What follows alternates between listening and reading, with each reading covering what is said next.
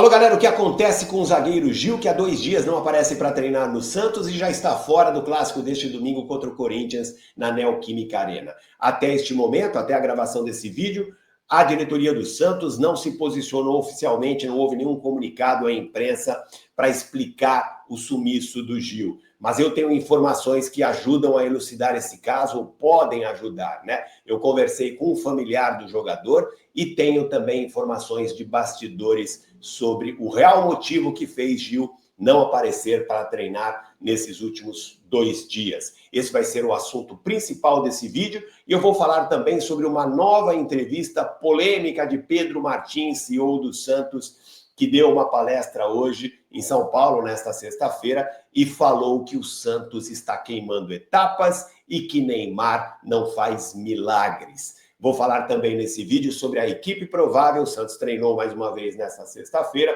e vou trazer aqui para vocês uma provável equipe para o jogo deste domingo clássico contra o Corinthians. Beleza? Tudo isso depois da vinheta. Fique ligado.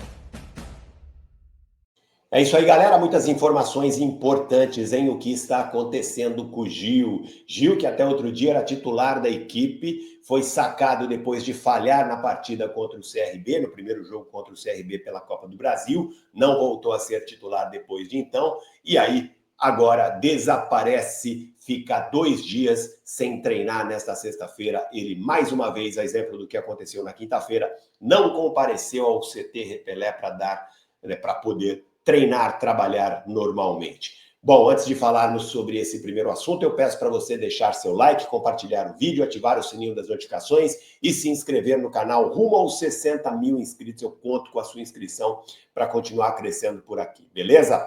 Bom, gente, vamos lá. Gil não compareceu ao Santos nesta quinta-feira e também nesta sexta-feira. O Santos tem treinado esta semana pela manhã. E nesses 2 treinos, Gil não esteve presente. Pelas minhas conversas informais com dirigentes do Santos, o Gil não quer mais ficar no clube. Ele está insatisfeito e não quer mais ficar no clube. Além disso, ele também estaria com um problema familiar e até teria viajado para o Rio de Janeiro para resolver a situação. Bom, eu não duvido disso. O Gil realmente pode ter um problema familiar, mas pelo que eu apurei, o maior problema é a sua insatisfação neste momento com a condição de reserva no Santos. O Gil deixou a posição de titular depois da partida contra o CRB, válida pela primeira rodada da Copa do Brasil, terceira fase da Copa do Brasil. O Santos só empatou dentro da Vila Belmiro em 1-1. E o gol do CRB foi provocado, ele nasceu num passe errado, após um passe errado do Gil, numa saída de bola. O Gil perde a bola, entrega a bola nos pés do adversário e aí nasce a jogada que resulta no gol do empate do CRB. O Santos vencia o jogo por 1-0, gol do Raul Laser. E depois disso, o Gil ainda cometeu um pênalti no final do jogo que poderia resultar na derrota do Santos. Ele foi salvo pela defesa do Gabriel Brazão. O Santos terminou o jogo empatado em 1-1. Depois disso, o Gil saiu da equipe. Luan Pérez entrou nos 2 jogos seguintes válidos pelo Campeonato Brasileiro. E pelas minhas apurações, o Gil ficou muito irritado por conta disso, porque entendeu que foi injustiçado. Afinal de contas, na visão do jogador, ele só falhou nesta partida, ele vinha bem na temporada, só falhou nessa partida e não deveria ter saído do time apenas por conta disso, por ter ido mal num jogo. Essa é a visão do jogador. Conversei com uma pessoa que esteve com o Gil, que conversou com ele e confirmou essa história. O Gil realmente demonstrou muita insatisfação com o fato de estar na reserva.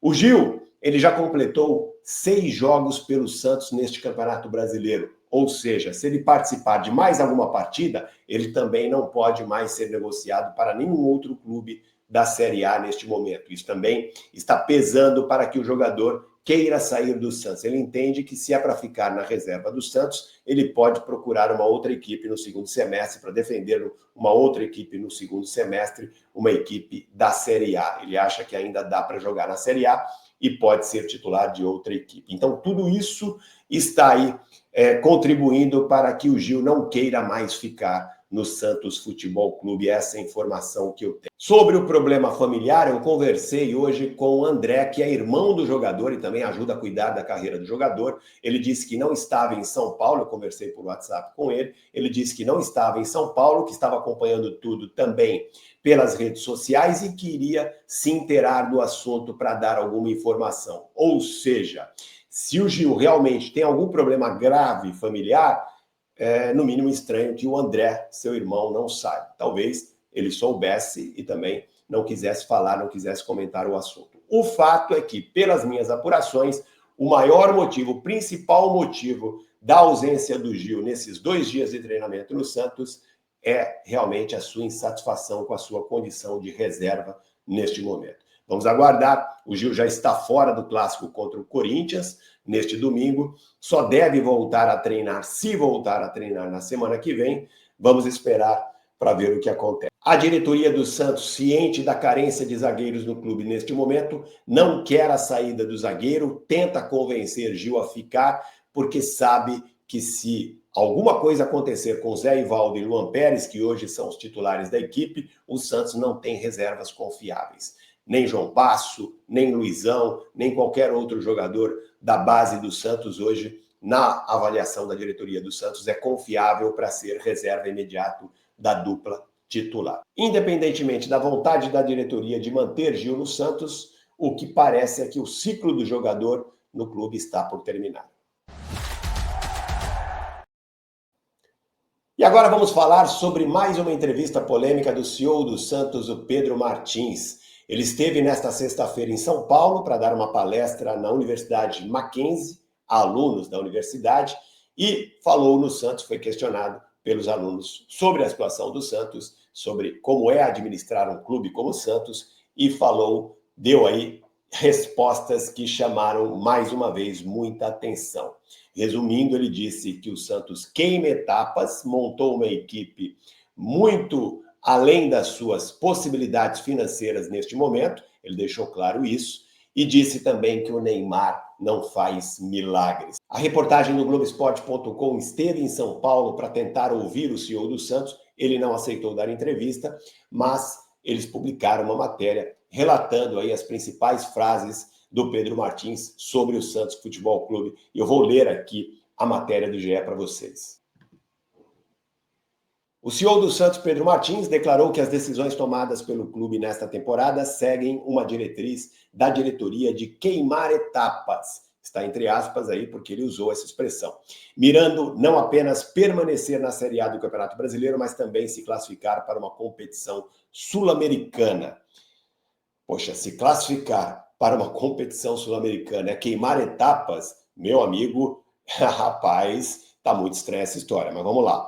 Lembrando que o 12º colocado já garante aí uma vaga na Copa Sul-Americana. Se o Santos não tiver condições de fazer isso, mesmo se tivesse um elenco um pouco mais enxuto, aí, meu Deus do céu, né? Difícil imaginar uma grande equipe como o Santos não disputar sequer uma vaga na Copa Sul-Americana, independentemente de ter vindo de uma Série B. Mas vamos lá. Em uma palestra sobre gestão esportiva no Mackenzie, Universidade de São Paulo, nesta sexta-feira, o executivo comparou a situação do Santos com a do Cruzeiro, no ano do retorno à primeira divisão depois de 3 temporadas na Série B. O Pedro Martins estava no Cruzeiro no primeiro ano de retorno do Cruzeiro à Série A. E aí, abre aspas, declaração do Pedro Martins. Todas as decisões foram pensando em tentar queimar algumas etapas. Por exemplo, no Cruzeiro a gente não fez isso. No primeiro ano de Série A, o nosso título era permanecer na Série A, com orçamento bem menor. O Ronaldo nos disse, eu não vou colocar mais dinheiro, nosso título vai ser ficar na Série A e, quem sabe, ir para a Sul-Americana. Essa diretriz é do dono ou do presidente. Dentro dessa diretriz, nós tentamos montar um time enxuto com custo zero. O Cruzeiro não contratou quase ninguém naquela época e conseguimos bater a meta, disse aqui o Pedro Martins. Aí continua. O projeto está caminhando, está oscilando demais, mas para o elenco que tem, não acredito que a gente vai brigar na segunda parte da tabela. E aí ele já está falando sobre o Santos. O CEO defendeu que o maior desafio da gestão é trabalhar para estruturar o Santos para os próximos 10 anos, ao mesmo tempo em que lida com a necessidade urgente de tirar o time da situação de risco no Brasileirão.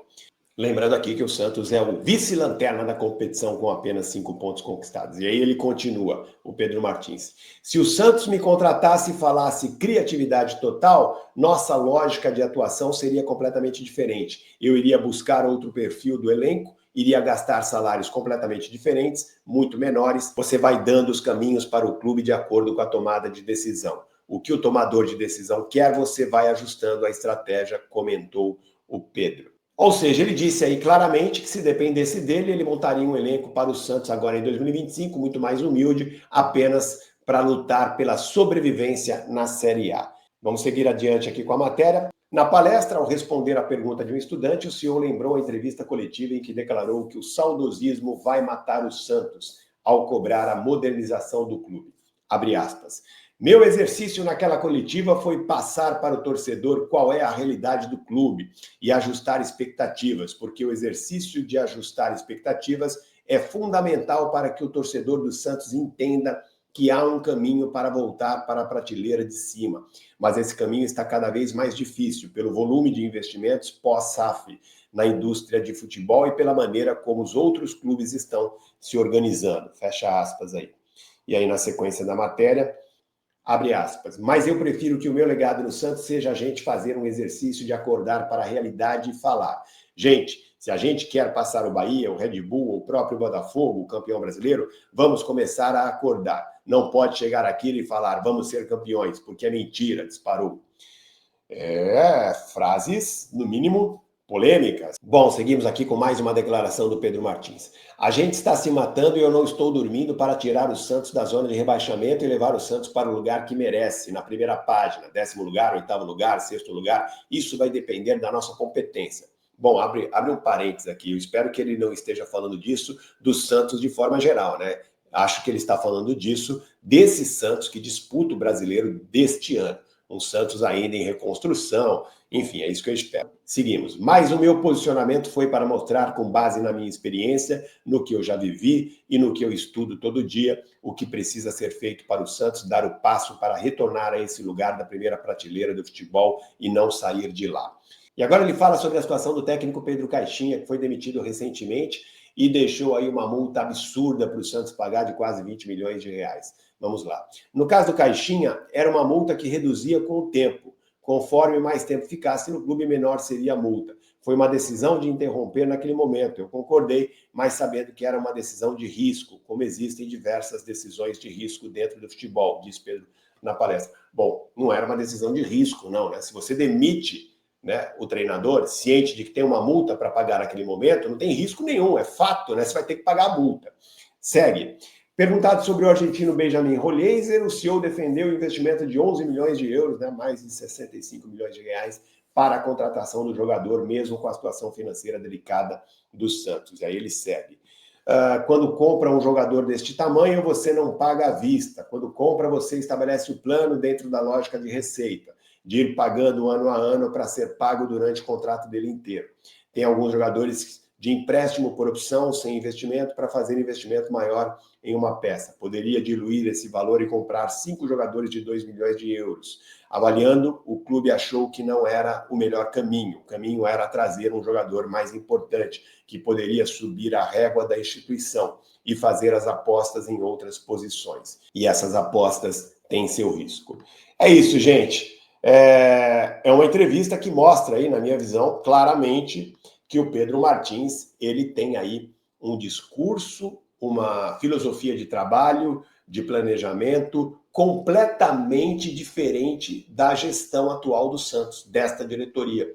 E eu não estou aqui entrando no mérito quem que está certo, mas não faz sentido um clube querer adotar uma estratégia de administração, uma estratégia de contratação de jogadores, de montagem de elenco, contratar para fazer isso uma pessoa que pensa completamente diferente do seu presidente, do seu comitê de gestão. Então, realmente, fica aí cada vez mais claro que o Pedro Martins não é o profissional que essa gestão deveria ter no clube, para trabalhar no clube, né? São pessoas que pensam completamente diferente.